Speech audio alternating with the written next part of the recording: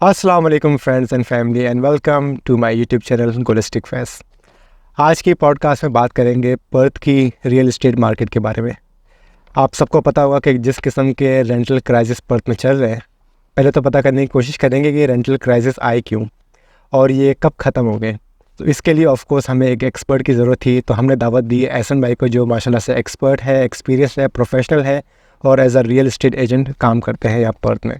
तो चलिए एहसन भाई को फिर वेलकम करते हैं और आज की पॉडकास्ट का आगाज़ करते हैं। अस्सलाम वालेकुम एहसन भाई, कैसे हैं आप? वालेकुम सलाम, अल्हम्दुलिल्लाह ठीक ठाक फैजान भाई। Thank you for inviting me for your podcast.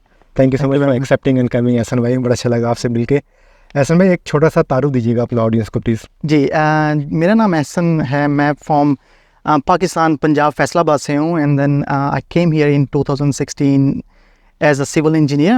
I got admission in my university in Perth as a bachelor's of civil engineer. So I did my bachelor's from there, and then now I just moved into the real estate industry.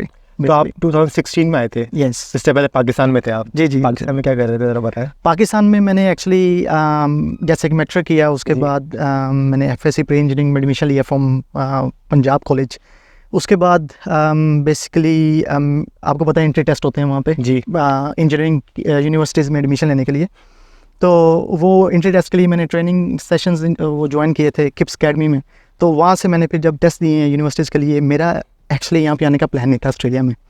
मेरा था कि मैं पाकिस्तान में जो है ना study करूँ, क्योंकि मेरे जो फ्रेंड्स थे वो भी पाकिस्तान में यूनिवर्सिटीज़ में उनका भी एडमिशन हो गया था। तो मेरा एक्चुअली यूनिवर्सिटी में एडमिशन हो गया था, लेकिन मेरे जो फादर का ड्रीम था कि मैं जो है ना बेसिकली ऑस्ट्रेलिया हूँ और यहाँ से अपनी हायर क्वालिफिकेशन जो है वो लूँ। तो लेकिन जब मैंने जब प्रिपरेशन स्टार्ट की ऑस्ट्रेलिया आने की, तो तब भी मैं रेडी नहीं था बिल्कुल भी। लेकिन मेरे फादर जो थे वो काफ़ी मोटिवेटेड थे। उन्होंने कहा कि बेटा आप जाओगे, तो मैंने कहा कि चलें। लेकिन मैं नहीं था। बट एनीवे, जब मैंने प्रोसेस स्टार्ट किया तो आई डोंट नो कि कैसे, लेकिन मेरा जब वीज़ा आया तो तब तक मुझे बिलीव नहीं आया कि मेरा आ गया। और देन उसके बाद मैं ऑस्ट्रेलिया मूव हो गया। आप इंटर करके आए थे ना? मैं इंटर करके आया था और बैचलर्स में आपने एडमिशन लिया? जी। कौन सी यूनिवर्सिटी, कौन सा कोर्स? मैंने यहाँ से एडिथ कॉमन यूनिवर्सिटी से की है बैचलर ऑफ सिविल इंजीनियरिंग। ठीक है। तो कैसे इंटर के बाद आना सबसे बेस्ट टाइम है? आप यंग भी हैं, आप या बैचलर्स डिग्री पढ़े, काम भी करें, एक्सपीरियंस मिले और स्टिल आपकी एज अभी कमी होगी 25-30, मतलब आपकी नहीं जब उस वक्त इंटर के बाद बिल्कुल आते हैं। जी जी, नहीं वो तो बेस्ट टाइम था बिल्कुल। तो सिविल इंजीनियरिंग क्यों पढ़ी आपने? एक्चुअली शुरू से ही एक तो मेरे फादर की विश थी कि मैं एक सिविल इंजीनियर बनूं, ठीक है, और मैंने वो किया। लेकिन फ़नी पार्ट ये है कि मैंने कभी भी एज अ सिविल इंजीनियर काम नहीं किया जो कि सबसे फनी पार्ट है। और मैंने लिटरली कभी भी नहीं किया और मैंने कभी सोचा भी नहीं है जी। तो रियल एस्टेट इंडस्ट्री जो है मेरे लिए वो टोटली डिफरेंट है जी। फ्रॉम सिविल इंजीनियरिंग, ठीक है, लेकिन still I am just loving it. तो ये बताया, जब एज ए इंटरनेशनल स्टूडेंट्स आप यहाँ आए थे, तब उस ज़माने में क्या चैलेंजेस फेस किए थे आपने? I think as an international student your whole life is challenge, right? क्योंकि आप ऑन द सेम टाइम आप अपनी फीस के चैलेंजेस, राइट, आपको पीछे बैक फैमिली को सपोर्ट करना होता है, उसके चैलेंजेस जी। एंड देन उसके साथ साथ आपके जो एक्सपेंसेस होते हैं आप उनको मेंटेन कर रहे होते हो। I think throughout the life as an international student is a challenge, to be honest. और मैंने पर्सनली भी बहुत चैलेंजेस फेस किए हैं, क्योंकि जब मैं आया और अर्ली डेज़ में एक्चुअली मैं वापस जाने लगा था। होम सिकनेस हो गई थी मुझे और मुझे कुछ पसंद नहीं आया था, पर टू बी ऑनेस्ट। लेकिन मैंने इवन के मेरा हर चीज़ हो गई थी। मैं यूनिवर्सिटी से मैंने वो रिलीज़ लेटर ले लिया था और इवन के मैंने अपने पेरेंट्स से बात कर ली थी कि मैं आ रहा हूँ, मेरी इस दिन की फ़्लाइट हो गया, मुझे प्लीज़ पिक करने आ जाइएगा। जी। तो वो बहुत हैप्पी थे। उन्होंने मुझे हमेशा, मेरे पेरेंट्स का मैं आई थिंक हमेशा ऑलवेज शुक्रगुजार रहूँगा कि उन्होंने मुझे बहुत ज़्यादा सपोर्ट किया है। उन्होंने मुझे कभी किसी चीज़ का फोर्स नहीं किया। और मैंने जब उनको बोला, उन्होंने कहा कि बेटा आप पैसों की टेंशन ना लो, आप वापस आ जाओ, हमें आपकी ज़्यादा खुशी जो है ना वो अजीज़ है। तो लेकिन मेरे कुछ दोस्त थे, उन्होंने मुझे जो है ना फोर्स किया कि आप जो है ना जाओ वापस, ये अपॉर्चुनिटी जो है वो किसी किसी को मिलती है। तो then I decided on that day कि मैं जो है ना I will actually live in Australia in Perth as well. ठीक है। उस ज़माने में क्या एज ए स्टूडेंट क्या जॉब्स वगैरह करते थे आप? एज अ स्टूडेंट मैंने सिक्योरिटी इंडस्ट्री में भी गया हूँ, ठीक है, मैंने एज अ सिक्योरिटी गार्ड भी काम किया है। उसके बाद मैंने ना स्टार्ट किया था इन अ रेस्टोरेंट, जो देसी रेस्टोरेंट में मैंने काम स्टार्ट किया। उसके बाद साथ साथ मैंने एक फ़ास्ट फूड चेन, उसमें काम स्टार्ट किया। लेकिन वो जब मैंने वो फास्ट फूड चेन में जब मैंने काम स्टार्ट किया ना, वो आज से 6 साल पहले मैंने उस काम स्टार्ट किया। लेकिन आई गुड प्रमोटेड, मैं शिफ्ट सुपरवाइज़र बना, उसके बाद मैं असिस्टेंट मैनेजर, उसके बाद मैं restaurant manager, and there was a time I was actually managing the whole branch. So I've been managing the whole branch for last I actually managed for 6 years, to be honest. Yeah. अच्छा, थोड़ी अपनी PR journey के बारे में बताइए कि आपको permanent residency कब मिली, कैसे मिली, कितने पॉइंट्स थे, सिविल इंजीनियरिंग की बेस पे मिली आपको? जी, मुझे सिविल इंजीनियरिंग की बेस पे मिली, तो उसके लिए आपको जैसे कि स्किल असेसमेंट चाहिए होती है जी। यहाँ पे। तो वो skill assessment was the hardest part, क्योंकि उसमें कुछ चीज़ें थी जो मैं बहुत ज़्यादा कंफ्यूज था कि होंगी कि नहीं, लेकिन वो मैंने एक रिस्क लिया था। लेकिन अल्हम्दुलिल्लाह जैसे कि मैंने बताया, मेरे पेरेंट्स की दुआएं थी जी। मेरे लिए, कभी किसी काम में कभी कोई मुश्किल नहीं आई, तो वो बहुत ईजी रहा और मेरी स्किल असेसमेंट आ गई। लेकिन जब मेरी स्किल असेसमेंट आई तो आपको पता है कि वो इनवाइट आपने डालना होता है, इनविटेशन आपने उसका वेट करना होता है। तो जब मैंने वो इनवाइट डाला ना, तो इनविटेशन राउंड जो है ना वो बंद हो गया। अच्छा। ठीक है, तो मैंने उसके लिए काफ़ी इंतज़ार किया। आई थिंक मैंने 5 to 6 मंथ्स जो है ना वो वेट किया उसके लिए। तो अब मुझे अभी भी याद है वो अब मुझे ईयर एग्जैक्ट याद नहीं है, बट आई थिंक 2020 जी। जनवरी में उन्होंने राउंड स्टार्ट किए, ठीक है, इमिग्रेशन ने, और मेरा फरवरी में राउंड आ गया। सही। ठीक है, और जब मैंने राउंड आया कि मैंने जब पीआर के लिए एप्लीकेशन डाल दी, मेरा नॉमिनेशन भी आ गया उसके, मैंने जब एप्लीकेशन डाल दी, it was actually in my mind कि मुझे 2 साल इंतज़ार करना है मेरे पीआर के लिए। मैं प्रिपेयर था, but I was very lucky to get the PR in 2 weeks माशाल्लाह। इन 2020। तो आप 2016 में आए जी, एज इंटरनेशनल स्टूडेंट और जी। 2020 में आपको पीआर वगैरह Exactly. माशाल्लाह 4 साल के। एग्जैक्टली। ठीक है, मेरी और अल्हम्दुलिल्लाह अब सिटीजन भी हैं। माशाल्लाह माशाल्लाह। चले, अब आते हैं आपकी जो फील्ड है रियल एस्टेट एजेंट की, उसकी तरफ। तो आपने सिविल इंजीनियरिंग तो पढ़ ली, जी, फिर ये करियर स्विच कैसे हुआ कि सिविल इंजीनियर से बंदा रियल एस्टेट एजेंट, इसका बताया ज़रा। एक्चुअली मुझे पर्सनली फैज़ान भाई 9 to 5 जॉब पसंद नहीं है। अच्छा। ठीक है, तो मेरा शुरू से ही था, और एक्चुअली मैं जिस दिन मैं ऑस्ट्रेलिया में आया था ना, मेरी एक विश थी कि मैंने रियल एस्टेट एजेंट बनना है। ठीक है, बट मैं लाइफ में काफ़ी ज़्यादा बिजी हो गया, क्योंकि आपको पता है जब स्टडीज़ चल रही हूँ, और मैंने एक्चुअली जब मैं अब मेरी जो बैचलर्स चल रही थी सिविल इंजीनियरिंग की, उसके साथ मैंने डिप्लोमा ऑफ लीडरशिप और मैनेजमेंट भी स्टार्ट किया। वो भी चाह रहा था, ठीक है, ऑन द सेम टाइम, क्योंकि मैं जब अपनी फील्ड में जॉब कर रहा था रिटेल इंडस्ट्री में, उसके प्रमोशन के लिए मुझे वो चीज़ जो है ना वो चाहिए थी, वो सर्टिफिकेट। जी। तो एक्चुअली वहाँ से मैंने फिर रिटेल मैनेजर का जो है ना वो सर्टिफिकेशन कंप्लीट की, ठीक है, उस डिग्री से। लेकिन as a civil engineer, to be honest, मेरे लिए जो है ना चैलेंजिंग नहीं था from civil engineering to real estate industry, क्योंकि मैंने कभी काम नहीं किया उस इंडस्ट्री में ना, तो मेरे लिए वो चैलेंजिंग नहीं था। बट मैंने सेल्स और मार्केटिंग में काम किया था, तो आई थिंक मुझे ये real estate industry pretty easy लग रही है। सही। तो अगर कोई बंदा रियल एस्टेट एजेंट बनना चाहता है, उसके लिए क्या प्रोसेस है? यानी आपको कोई क्वालिफिकेशंस करनी होती है, कोई टेस्ट देना होता है? तो जी उसको जी, बताइएगा। आपको जो है ना रियल एस्टेट का कोर्स होता है, एक होता है रिस्ट्रिक्टेड जी। और एक होता है अनरिस्ट्रिक्टेड। ठीक है, रिस्ट्रिक्टेड में ये होता है कि आप स्पेसिफिक यूनिट्स करते हैं, लेकिन उसमें जो है ना आप कमर्शियल जो प्रॉपर्टीज़ है ना, आप उनको डील नहीं करते। जी। तो जो अनरिस्ट्रिक्टेड होता है उसमें आप कमर्शियल भी डील कर सकते हैं, आप उसमें जो रेजिडेंशियल भी डील कर सकते हैं। तो उसके लिए 3 यूनिट्स जो है ना उनका डिफरेंस होता है, लेकिन आप जब वो कर लेते हैं आप अनरिस्ट्रिक्टेड, तो आप कमर्शियल और रेजिडेंशियल बोथ जो है ना मैनेज कर सकते हैं, दोनों को डील कर सकते हैं। लेकिन उसके लिए आपको वो जब आप यूनिट कंप्लीट करते हैं तो आपको एक सर्टिफिकेट मिलता है फ्रॉम द इंस्टीट्यूट। आपको जब वो सर्टिफिकेट मिलता है तो देन आप डीमर्स को एप्लीकेशन अप्लाई करते हैं for a real estate agent.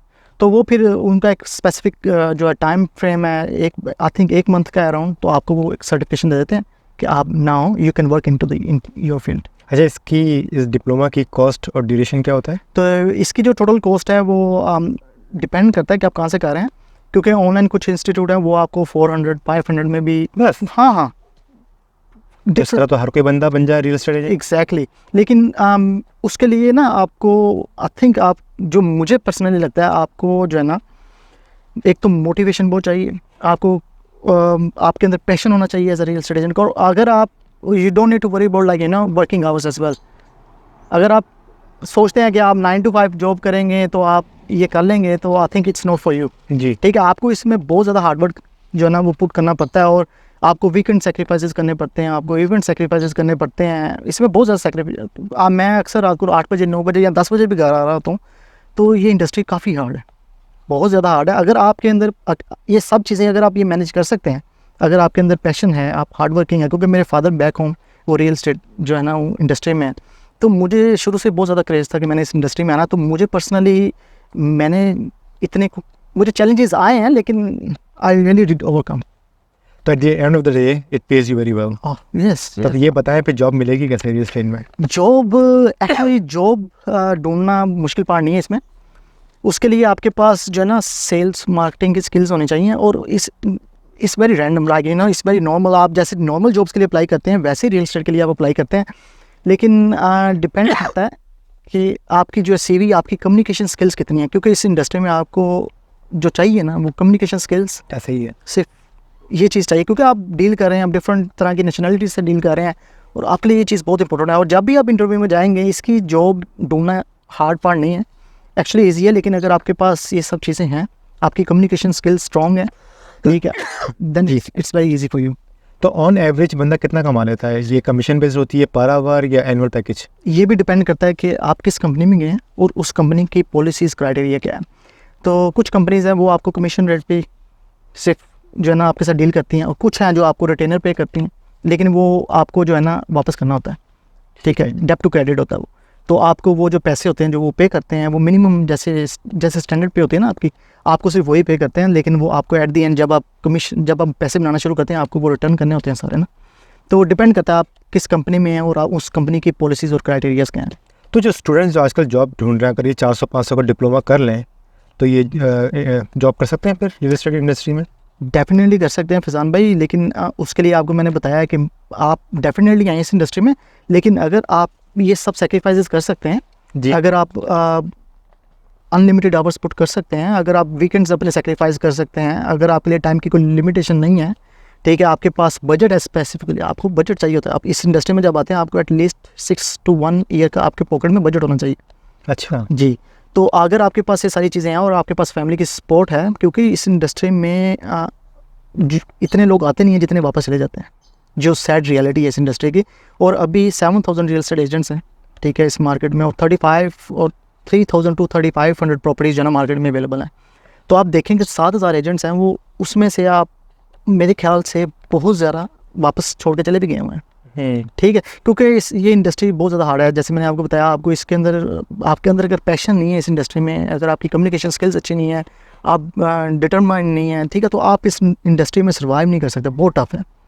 आपको बहुत ज़्यादा सेक्रीफाइसेस करने पड़ते हैं, और आवर्स की तो आपको कोई लिमिट नहीं रखनी पड़ती ना। अगर आप सोचेंगे कि नहीं मैंने 38 आवर्स ही करने हैं जी, then this is not for you this industry. फिर तो स्टूडेंट मेरे ख्याल से नहीं कर पाएगा, क्योंकि एक तो इनके पास ऑलरेडी रिस्ट्रिक्टेड आवर्स है, 24 आवर्स अ फोर्टनाइट। एग्जैक्टली। तो लेट्स सपोज अगर जिसके पास फुल वर्किंग राइट्स हैं वो इसमें काम करना चाहते हैं, जी जी। तो एक आइडिया बताएं कि पर आवर क्या कंपनीज पे करती हैं ऑन एवरेज? इसमें फैज़ान भाई पर आवर अगर आप एज अ रिटेनर जाते हैं ना जी जिसमें आपको वो लिमिटेड पे जो आपकी आई थिंक मिनिमम वेज है जी वो अराउंड 23 जो आपका रेट चलता है पर आवर 23-40 जी, ये आपका पर आवर चलता है, यही मिलता है। सही। तो ये बताएं कौन सी अच्छी कंपनीज हैं पर्थ में काम करने के लिए? लुक आई वुड से कि एवरी कंपनी इज़ गुड जी if you have supportive and good people around you. It's not about which company is good. I think if you have a big support जी, and then your people are good around you, then I think you are working in the good company. चले एहसन भाई, ज़रा Perth की जब जो rental market है, जो main मुद्दा है जी जी। और टॉपिक है, उस पर बात करते हैं कि भाई ये रेंटल क्राइसिस क्यों है? फैज़ान भाई रेंटल क्राइसिस इसलिए है कि क्योंकि रेंटल प्रॉपर्टीज़ की शॉर्टेज है, जी हाउसिंग की डिमांड जो है ना वो बहुत कम है, क्योंकि गवर्नमेंट उसके लिए कर भी कुछ नहीं रही है। अभी इन्होंने किया है कि अभी हम प्रॉपर्टीज़ बिल्ड करेंगे, लेकिन हाउसेज़ की बहुत ज़्यादा शॉर्टेज है। और ये एक्चुअली मेन इसकी जो रीज़न है, एक तो mining boom on the same time चल रहा है, ठीक है, और इंटरस्टेट और overseas migration is a big effect जी। In nowadays market. तो ये जो कोविड लॉकडाउन में जो घर बनने थे तकरीबन 2 लाख के जी, करीब, जी। कितने थे मुझे नंबर्स याद नहीं, वो नहीं बने, उसी का इम्पैक्ट अभी हम फेस कर रहे हैं। कुछ कोविड साइड इफ़ेक्ट्स भी हैं, क्योंकि उसकी रीज़न ये है कि कुछ लोगों की जॉब्स भी गई हैं, ठीक है, और कुछ लोगों के आवर्स भी कट हुए हैं, जी ठीक है, ये भी एक फैक्टर है, लेकिन it's not a big factor, ठीक है। द बिग फैक्टर इज़ आपके पास हाउसिंग जो है ना अवेलेबिलिटी बहुत कम है, सही। और आपके पास डिमांड बहुत ज़्यादा है और आपके पास सप्लाई नहीं है। This is a major issue. तो ऐसा में ये सिर्फ हमारी देसी कम्युनिटी फेस करती है ये रेंटल क्राइसिस का इशू, या बाकी जो और नेशनलिटीज़ के लोग हैं वो भी सेम बोट में है कि उनको भी घर नहीं मिल रहे? नहीं फैज़ान भाई, everyone is in the same boat, to be honest. Everyone is struggling to get rental property because it is very hard, and I am actually guiding a lot of people how to secure rental property. ज़रा कुछ tips वगैरह जी, जी। Guidance दे ज़रा अभी हमारी audience को। Definitely. तो जब आप रेंटल प्रॉपर्टी के लिए अप्लाई करते हैं ना फैज़ान जी। भाई, उसके लिए सबसे ज़्यादा इंपॉर्टेंट पार्ट है, बिकॉज ये मार्केट बहुत ज़्यादा कम्पिटिटिव है, ठीक जी। है, आपको रेंट भी उसी तरह से कम्पिटिटिव प्राइस पे ऑफर करना पड़ता है, ठीक है। अगर आपने 550 का for example rent of list किया होगा, लेकिन आप उसका जो आप जब ऑफ़र करते हो उसकी, तो आप 550 की ही करते हो या 560 या 70 की ही करते हो। आई थिंक यहाँ पे आप स्ट्रगल करोगे, जहाँ पे आपकी एप्लीकेशन रिजेक्ट हो जाएगी। तो उसके लिए बेस्ट ये है, because depending on market competition बहुत ज़्यादा है, तो आपका जो रेंट लिस्ट किया होता है ना, $40 to $50 everyone is putting, right जी। $40 to $50 हर कोई ऑफर कर रहा है। लेकिन आपको जब प्रॉपर्टी सिक्योर करनी है ना इस मार्केट में, बिकॉज ऑफ कंपटीशन, आप थोड़ा सा डिफरेंट करें, $55 या $65 अपना जो रेंट है ना वो हाई ऑफर करें। ठीक है, अभी जो नए इन्होंने रूल्स निकाले हैं कि रेंट बिडिंग अब अलाउ नहीं है। एग्जैक्टली वो नहीं अलाउ जी। एजेंट और ओनर आपको फोर्स नहीं कर सकता, लेकिन अगर आप अपनी खुशी से अप्लाई करना चाहते हैं, अगर आप ऑफर करना चाहते हैं, you are more than welcome. सही। अच्छा, वो स्टूडेंट्स या न्यू माइग्रेंट्स या जो फैमिलीज शेयर हाउस में रह रही हैं, वो अपनी रेंटल हिस्ट्री किस तरह डेवलप करें, क्योंकि वो तो किसी के साथ शेयर कर रहे हैं। जी, वो शेयर कर रहे हैं, लेकिन आप अपने जो रिलेशनशिप है ना, जिसके साथ आप रह रहे हैं ना, जी, जिसके नाम प्रॉपर्टी है, आप उसके साथ अपने रिलेशन अच्छे रखें, ठीक है। उसके अलावा तो आपके पास कोई और ऑप्शन नहीं है ना, क्योंकि ना आपके नाम को चीज़ है, ना आपके नाम को लीज है। आप अपने रिलेशंस जो है ना वो उसके साथ अच्छे रखें, ताकि आप जब उसका रेफरेंस पुट करें तो वो आपको अच्छे वर्ड्स में जो है ना रेफर कर सके। लेकिन उसके लिए आपको मैं बता रहा था कि रेंटल प्रॉपर्टी सिक्योर कैसे कर सकते हैं। जी। थोड़ा मैं उसके लिए थोड़ा सा डेप्थ में जाऊँगा, बिल्कुल। क्योंकि मैं काफ़ी ज़्यादा कम्युनिटी, जो अपनी पाकिस्तानी कम्युनिटी है और इवन के इंडियन कम्युनिटी को भी मैं काफ़ी हेल्प कर रहा हूँ। जो मेन रीज़न है ना, आपको जैसे मैंने बताया, something different you need to do to secure a rental property, ठीक है। उसके लिए आप $55 से $65 ज़्यादा जो है ना रेंट ऑफर करें, ठीक है, to be in a competitive position, ठीक है। जी। उसके साथ आप जब अप्लाई करते हैं ना, उसके अंदर आपने कवर लेटर लिखना है, ठीक है। आप जब कवर लेटर लिखते हैं तो कवर लेटर के अंदर आपने अपना सारा सर्कमस्टेंस लिखना है कि आप कहाँ किस वजह से आप मूव कर रहे हैं, आपको घर क्यों चाहिए। क्योंकि देखें फैजान भाई, अगर मैं आपसे कोई चीज़ मांगूँ, आप तो मुझे फ़ौरन नहीं ना देंगे, ठीक है। आपको पहले मेरे बारे में पता होना चाहिए। और यही रीज़न है कि बहुत ज़्यादा लोग यहाँ पे मिस्टेक करते हैं, जिनकी वजह से आपको रेंटल नहीं मिलता, ठीक है। आप एक कवर लेटर लिखें, डजंट मैटर आप कुछ भी करते हैं, क्योंकि काफ़ी ज़्यादा स्टूडेंट्स हैं, आप ऊबर करते हैं, आप कुछ भी करते हैं, आप उसके स्टेटमेंट्स लगाएं। और ये एक सिर्फ मिथ बनी है कि आप जो प्रॉपर्टी है वो सिर्फ फैमिली को मिलेगी, ठीक है, स्टूडेंट्स को नहीं मिलेगी, या जो सिंगल है उनको नहीं मिलेगी। ये जस्ट मिथ, ठीक है। अगर आपका रेफरेंस में कोई रेड फ्लैग नहीं है, अगर आपकी हिस्ट्री में कोई रेड फ्लैग नहीं है, अगर आप ये कवर लेटर लिखते हैं, आप उनको सारा कुछ अपने बारे में बताते हैं कि मुझे क्यों चाहिए, मैं क्यों नहीं कर रहा हूँ। अब अच्छा, मुझे अक्सर लोग फ़ोन करते हैं और मुझे पूछते हैं कि यार मैं ना सिडनी से मूव हुआ हूँ, मेरे पास कोई रेफरेंस नहीं है। तो कोई बात नहीं, अगर आपके पास नहीं है, आप जब कवर लेटर लिख रहे हैं, आप जब उसके अंदर लिखेंगे, उनको समझ आ जाएगी कि आपके पास क्यों नहीं है, ठीक है। वो ज़्यादा से ज़्यादा वो क्या करेंगे, वो आपको कहेंगे अच्छा चलें आप मुझे ना सिडनी का कोई रेफरेंस है, ठीक है। अगर आपके पास नहीं है, आपको पैनिक होने की ज़रूरत नहीं है, आप स्टिल आप कवर लेटर में लिखें, ताकि उनको पता चले आपके बारे में, आप कौन है, ठीक है। ओनर के लिए जब क्योंकि 3 से 4 एप्लीकेशन जो है ना ओनर को प्रेजेंट होती हैं, जब उन्होंने चूज़ करनी होती है, तो जो ओनर के लिए सबसे ज़्यादा मेन प्रायोरिटी होती है वो होती है कि सबसे ज़्यादा रेंट ऑफर किसका हाई। नेचुरल थिंग है, ठीक है। तो उसने सबसे पहले वो चीज़ देखनी है, अच्छा इसका ज़्यादा है और इसका ज़्यादा है, इसको मैं सेपरेट करता हूँ। उसने 2 फाइल्स सेपरेट कर ली, 2 ज़ाया हो गई, ठीक है। अब जो उसने 2 फाइल्स चूज़ की है ना, अब उसके अंदर सेकंड थिंग क्या होती है, अच्छा इस बंदे की परमानेंट जॉब है या कैजुअल जॉब है, ठीक है। अगर आपकी परमानेंट जॉब है और आपकी दूसरे बंदे की कैजुअल जॉब है, तो सबसे ज़्यादा प्रायोरिटी किसको मिलेगी, परमानेंट वाले को, क्योंकि वो ज़्यादा स्ट्रॉन्ग है ना, परमानेंट है। तो जो कैजुअल है उसका कोई पता नहीं कब जॉब चले जाए, कब आइडिया नहीं है उसको, तो वो भी लूज़ हो जाएगी। उसका अगर $10 भी रेंट ज़्यादा ना कैजुअल वाले का, स्टिल कैजुअल वाले की एप्लीकेशन रिजेक्ट हो जाएगी, क्योंकि परमानेंट वाले को उसको पता है कि ये 6 महीने से या साल से काम कर रहा है। अच्छा, परमानेंट में भी एक चीज़ है कि अगर आप 2 बंदे परमानेंट काम कर रहे हैं, एक 6 महीने से कर रहा है, 2 साल से कर रहा है ना, तो उसमें भी प्रायोरिटी 2 साल वाले को मिलेगी। अच्छा जी। तो ये इस तरह फाइल जो है ना वो चूज़ होती है, लेकिन मेन प्रायोरिटी जो होती है उनके लिए वो ये होती है कि रेंट हाई किसका है। और ये एक बड़ा नेचुरल फैक्टर है फैजान भाई, ये एक सैड रियलिटी भी है, लेकिन एक नेचुरल फैक्टर है, इसको डिनाई नहीं किया जा सकता। तो सबसे पहले वो देखते हैं कि रेंट हाई किसका है, देन उसके बाद वो इन बाकी चीज़ों में जाता है। ये जो रेंटर्स की कोई हिस्ट्री भी होती है, कोई पॉइंट्स भी होते हैं कि जो रियल एस्टेट एजेंट अपने किसी प्लेटफॉर्म पे देख सकते हैं कि प्रीवियस हाउस में जहाँ रहे हैं या प्रीवियस रियल एस्टेट एजेंट ने इनको क्या स्कोर दिया है?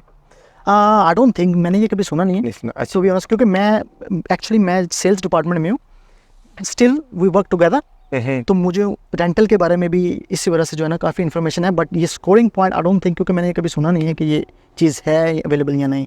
अच्छा, जब आप कह रहे हैं कि देसी कम्युनिटी में काफ़ी आपने हेल्प करी है, तो अगर कोई आपके रेफरेंस से कहीं अप्लाई करे तो मिल जाएगा घर पे रेंट पे?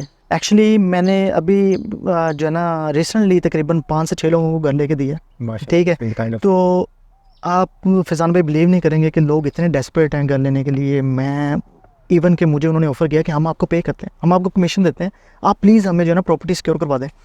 लेकिन मैंने उनको एक बात बोली है, देखो मेरे लिए ये पैसा मैटर नहीं करता, मेरे लिए क्योंकि मुझे कुछ चीज़ नहीं चाहिए, मेरे लिए जो मैटर करता है मुझे कम्युनिटी की हेल्प करनी है, ठीक है।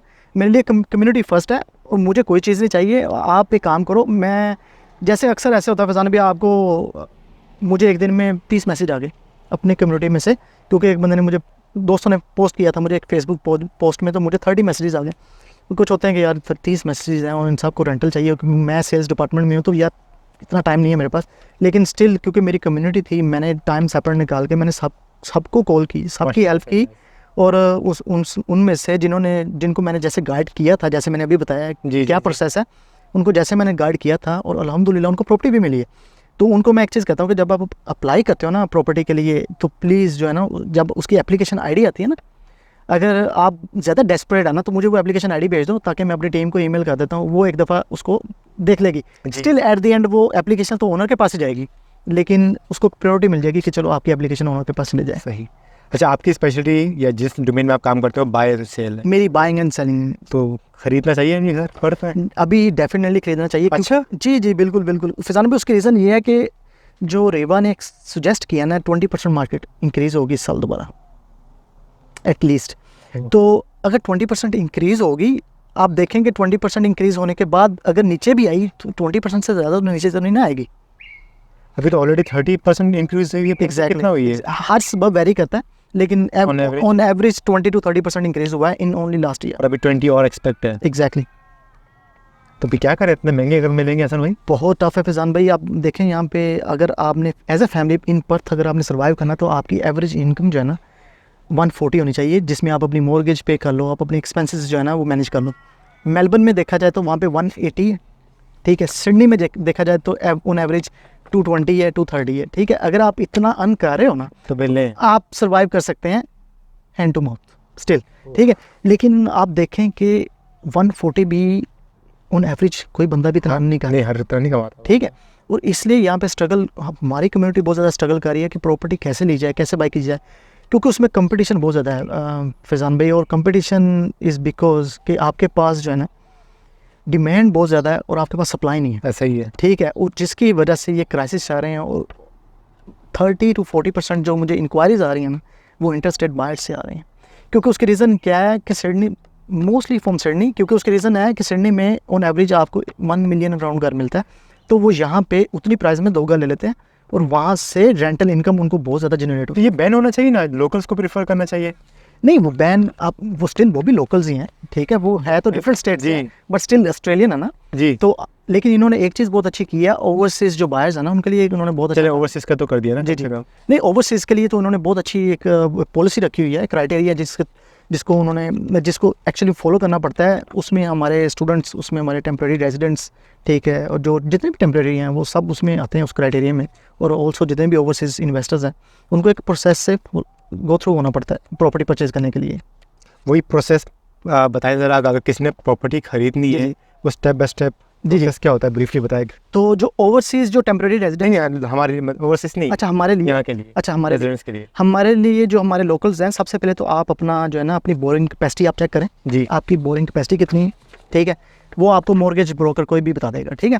जब आपको अपनी कैपेसिटी पता चल गई कि यार मेरी इतनी कैपेसिटी है, ठीक है, उसके बाद आप रियल एस्टेट की वेबसाइट पर जाएँ या कोई और भी रियल एस्टेट की वेबसाइट पर जाएँ, तो आप वहाँ पे अपनी जो आपकी बोरिंग कैपेसिटी है ना, उस रेंज में आप प्रॉपर्टी सर्च करना शुरू करें, ठीक है। जब आप वो प्रॉपर्टी सर्च करते हैं तो उसके बाद आप ऑफर पुट करते हैं, व्यू करते हैं पहले प्रॉपर्टी को, ठीक है। तो कुछ लोग हैं जो बहुत डेस्परेट हैं, वो कहते हैं कि नहीं हमें चाहिए, तो वो प्रॉपर्टी को देखे बगैर ही ऑफर कर देते हैं, ठीक है, ठीक है।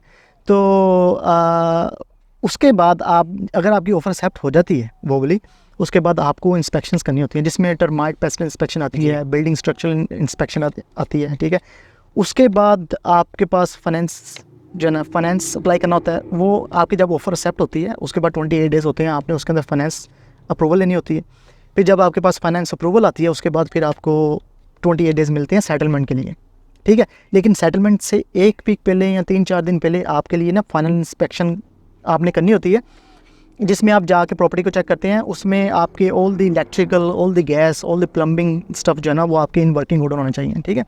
अगर वो सब ठीक काम कर रहे हैं तो उसके बाद आपकी सेटलमेंट 3-4 दिन में जो डी होती है वो सेटलमेंट डन हो जाती है। अगर वो काम नहीं कर रहे, किसी चीज़ में फॉल्ट है, तो वो ओनर जो सेलर होता है उसने वो 3-4 दिनों के अंदर वो फिक्स करवाना होता है आपके लिए अपनी कॉस्ट पे, और उसके बाद सेटलमेंट होती है। सेटलमेंट के बाद you just need to live and enjoy in that. अच्छा, आपने कहा कि लोग इंस्पेक्ट किए बगैर ही परचेज़ कर लेते हैं, वो मेरे ख्याल से वो होंगे जो ओवर द ईस्ट हैं, जैसे 3x2 3 बेडरूम 2 बाथरूम का 300 स्क्वायर मीटर का घर यहाँ पे अगर 5 या 6 लाख का है, वहाँ तो वो मिलियंस में दे रहे होंगे। एग्जैक्टली। तो जब वो देखते हैं कि यार सिटी से 20 मिनट की ड्राइव पे ये घर अगर 5 या 6 का मिल रहा है, तो बगैर इंस्पेक्शन के आपको फ़ोन पे डन कर देते होंगे। बगैर इंस्पेक्शन के भी वो ऐसे नहीं करते, उसके लिए वो एक वीडियो वॉक थ्रू आपको भेजनी पड़ती है। अच्छा, ठीक है, आप जब प्रॉपर्टी की वीडियो वॉक थ्रू उनको भेजते हैं तो वो वीडियो की वॉक थ्रू देखते हैं, उनको प्रॉपर्टी पसंद आती है, ठीक है, उसके बाद वो कहते हैं कि हाँ ठीक है अब डन है। तो ये बताएं कि अभी कौन से अच्छे सबब्स हैं जहाँ पे देखना चाहिए। लुक, सबर्ब्स का तो जो आई थिंक मैं ऐसा नहीं कहूँगा कौन सा अच्छा, क्योंकि सबर्ब्स तो ऑलमोस्ट अब जगह बेचने हैं। अब हर सबर्ब ही अच्छा है। लेकिन हाँ, अगर आप मुझे पूछते हैं कि आपकी रेंज में जो अभी जिनकी अभी इतनी ग्रोथ नहीं हुई जी, वो कौन से सबर्ब हैं, तो उनमें आपका आता है आर्मडेल, ठीक है, वो आपको भी पता होगा कि आर्मडेल है, ठीक है, जो कि नहीं जाना हुआ। हाँ वहाँ पे नहीं जाना, जो कि आई थिंक 25 साउथ ईस्ट है फ्रॉम पर्थ, जी। ठीक है। और उसके बाद सेकंड है मेडिंगटन है, जी, ठीक है, तो मेडिंगटन साउथ ईस्ट ऑफ पर्थ है एज वेल। उसके बाद गोजनल्स है साउथ ईस्ट ऑफ पर्थ, ठीक है। उसके बाद साउथ में मेडिना है जी, जो पुराना के पास। जी वो है।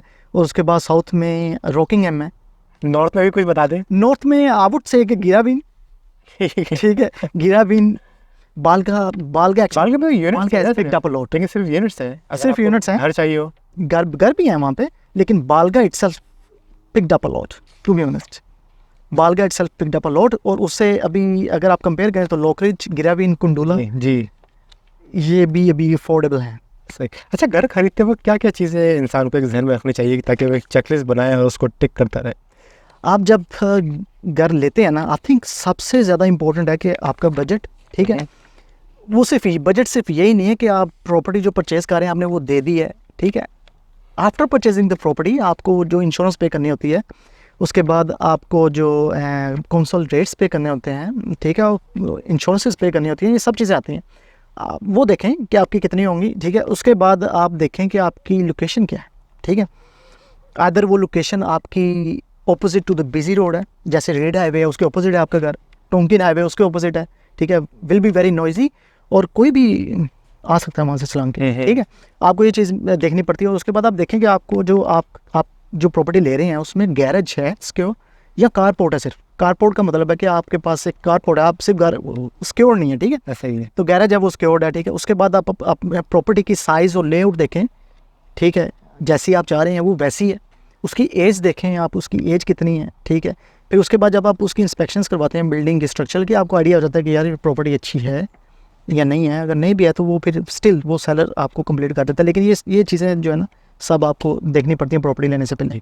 अच्छा, ऐसा में किसी के पास अगर 500,000 बोरिंग कैपेसिटी है, उसने ब्रोकर से बैंक से मालूम किया है, ऐसी सूरत में उसको बनाए घर लेना चाहिए या दूर कहीं बनवाना चाहिए, और फ़र्क क्या है दोनों में? मैं सजेस्ट करूँगा कि जिसकी बोरिंग कैपेसिटी इतनी है ना, आई थिंक उसमें तो आपको एक छोटा लैंड मिलेगा, ठीक है, बड़ा नहीं मिलेगा, लेकिन उसमें आपके लिए बेटर है। इस मार्केट में आप स्टिल इतनी रेंज के अंदर प्रॉपर्टी परचेज नहीं कर सकते, वेरी टफ, ठीक है। आई वुड सजेस्ट कि आप जो है ना लैंड एंड बिल्ड पैकेज लें। इसमें आ जाएगा 500,000 में? नहीं, इसमें हाँ आ जाएगा, लेकिन डिपेंड करता है कि आपके पास आप कौन सा लैंड एरिया ले रहे हो, ठीक है, किस एरिया में ले रहे हो। नॉर्थ में कोई एग्जांपल दें कि इस बजट में कहाँ आ सकता है? नॉर्थ में अभी I think actually every suburb has picked up a lot, जी, लेकिन स्टिल डिपेंड करता है कि वहाँ पे अवेलेबिलिटी कितनी है। आप देखें, अब अगर आपके पास कहीं लैंड अवेलेबल है, 150 स्क्वायर मीटर का लैंड है, ठीक है, अब लैंड की एक वैल्यू निकलती है। लैंड की वैल्यू निकालने के लिए भी एक स्पेसिफिक क्राइटेरिया, एक स्ट्रेटजी है, ठीक है, पता चलता है जिससे कि इस एरिया में लैंड की वैल्यू कितनी, ठीक है। और डिपेंड करता है, अगर आप कोई प्रॉपर्टी भी देख रहे हैं ना, प्रॉपर्टी की जो बिल्ड हुई होती है उसको भी देख के पता चल जाता है कि ये बिल्ड कैसी है, मतलब कि एक्सपेंसिव फिट आउट्स हैं, टाइल्स लगी हुई हैं, टॉयलेट में टाइल्स लगेंगे, तो वो फिर वहाँ से आपकी बिल्ड वैल्यू भी निकल आती है कि आप कितनी बिल्ड वैल्यू एक्सपेक्ट कर सकते हैं। तो आई वुड से कि इट ऑल डिपेंड्स ऑन कि आप किस एरिया में और उस एरिया में वो लैंड कितना बड़ा है या छोटा है, और आप कैसे बिल्ड करवा रहे हैं, मतलब एक तो बेसिक बिल्ड करवा रहे हैं आप, नाइस बिल्ड, तो फिर आप शायद है कि आप इतनी रेंज में कर सकें, टू बी ऑनेस्ट। सही। और अभी जो इंटरेस्ट चल रहा है ये और बढ़ेगा, क्या कहते हैं? अभी इंटरेस्ट, अभी तो फ़िलहाल पिछली 3 जो मीटिंग्स हुई हैं ना, उसमें इंटरेस्ट रेट उन्होंने कैच रेट जो है रोका ही हुआ, ठीक है। लेकिन देखिए मैं प्रेडिक्ट नहीं कर सकता, और आई थिंक कोई भी नहीं कर सकता, इवन कि मार्केट को भी कोई प्रेडिक्ट नहीं कर सकता कि कहाँ पे जा रही है।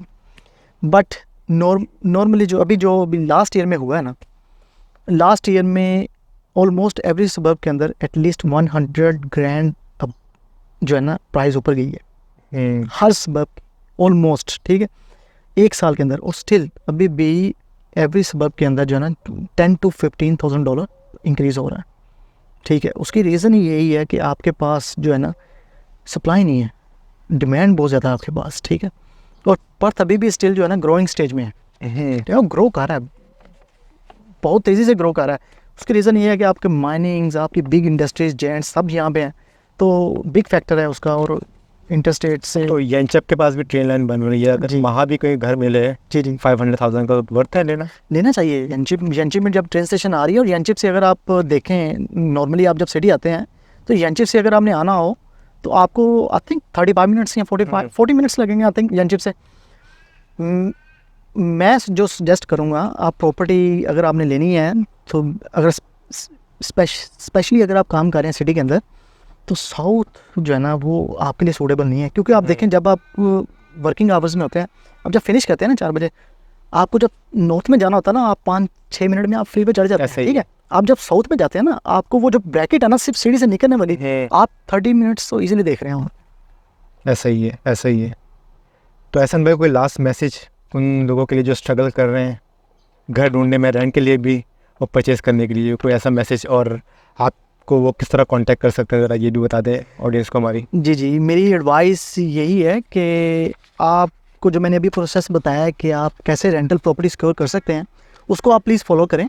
और ठीक है, अगर आपको उसके अलावा कोई मज़ीद हेल्प चाहिए किसी और चीज़ में भी, रेंटल में भी, तो मैं अपनी जो डिटेल्स हैं वो इस पॉडकास्ट के लास्ट में शेयर कर दूँगा, और फैज़ान भाई भी वहाँ पे मेरी जो डिटेल्स हैं वो डाल देंगे। और आप एनी टाइम आप feel free to contact me any time, ठीक है। I would be more than happy to help you out. And my last advice for everyone is just work hard and don't think this is impossible. Everything in this world is possible. Thank you. Thank you so much Ehsan भाई, आपने time दिया, बड़ा अच्छा podcast हुआ। उम्मीद करता हूँ जितनी भी इन्फॉर्मेशन आपने शेयर की किसी न किसी के काम ज़रूर आएगी। जी। तो पेश को ख़त्म करते हैं। थैंक यू सो मच, अल्लाह हाफिज़। थैंक यू, अल्लाह हाफिज़।